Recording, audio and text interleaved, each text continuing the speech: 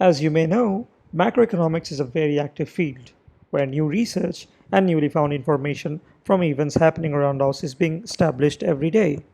And therefore, as we move on, much remains to be learned as to what makes our economy grow and what actually causes the fluctuation. So far, the aggregate demand and supply model that you've studied provides you with a good foundation for understanding the range of views that macroeconomists hold. But actually, what you will learn here is just a first look into the world of controversy and debate. We are still to learn more and we still need to find more solutions to all our economic problems. And I'll not be amazed if one day one of you come up with solutions and policies that would actually help us reshape our economy and the world we live in. So before we can form our own ideas and policies one day, let's first learn how the famous macroeconomists used to think and saw the world with their distinct views. And therefore, in this lecture, let's see the macroeconomic school of thoughts. And the macroeconomists school of thoughts have been divided into three broad schools of thoughts, and let's examine their views one by one and start with the classical view.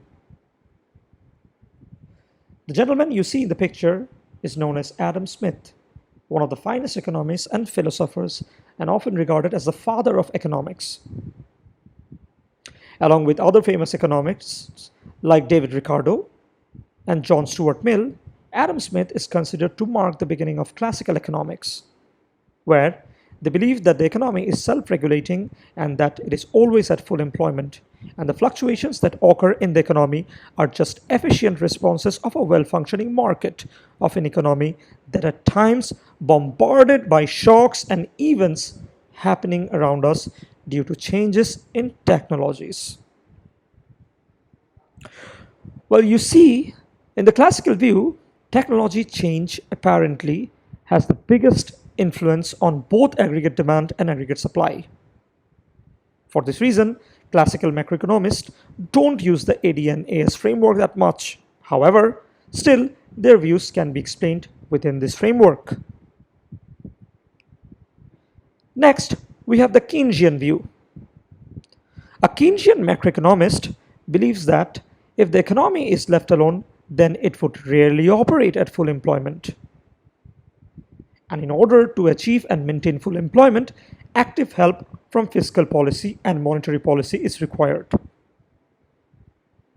And this is derived from one of the most famous economists of the 20th century, John Maynard Keynes. In the Keynesian view, expectations have the highest influence on the country's aggregate demand.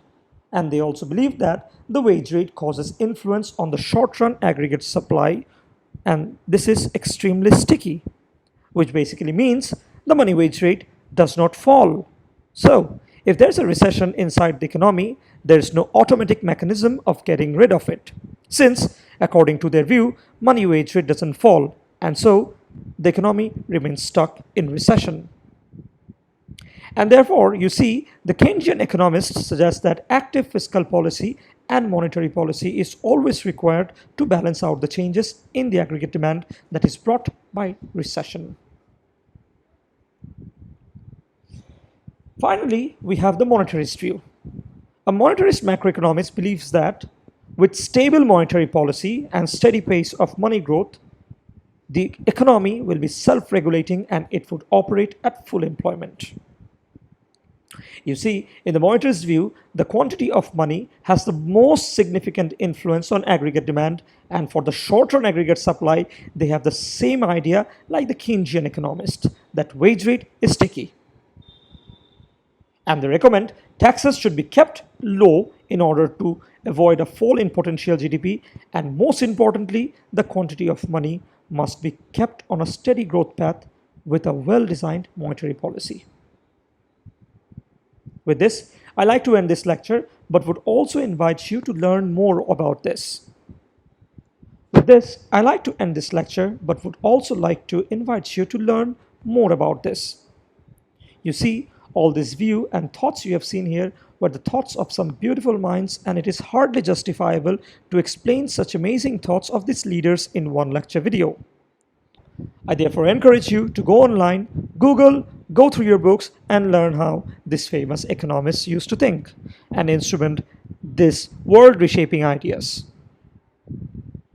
Remember, to be a great person, you first have to think like a great person, and I'm sure one day you will be one. All the best.